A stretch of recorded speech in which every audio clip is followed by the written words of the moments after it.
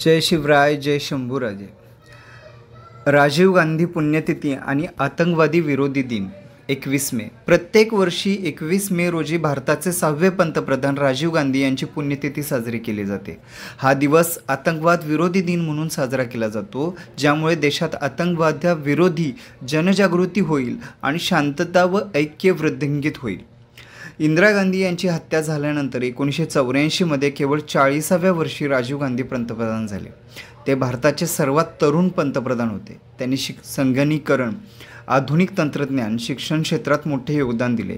भारताची अर्थव्यवस्था मजबूत करणे आणि आंतरराष्ट्रीय संबंध दृढ करणे ही त्यांची महत्त्वाची उद्दिष्टे होती। 21 मे 1991 रोजी तामिळनाडूतील श्रीपुरबंदर येथे निवडणूक प्रचारादरम्यान लिट्टे या दहशतवादी संघटनेने केलेल्या आत्मघाती बॉम्बस्फोटात राजीव गांधी यांची हत्या झाली।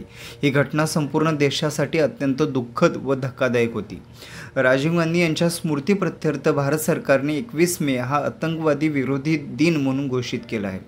या दिवशी संपूर्ण देशात लोक आतंकवादाविरोधी शपथ घेतात, शांतता, एकात्मता, बंधुभाव वाढवण्यासाठी कटिबद्ध राहतात।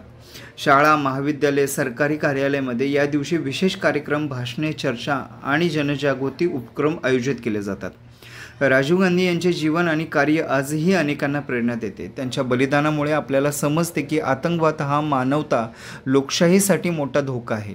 आतंकवाद विरोधी दिनाच्या निमित्ताने आपण त्यांचे स्मरण करतो आणि शांततापूर्ण एकजूट भारतात घडवण्याचा संकल्प करतो। धन्यवाद।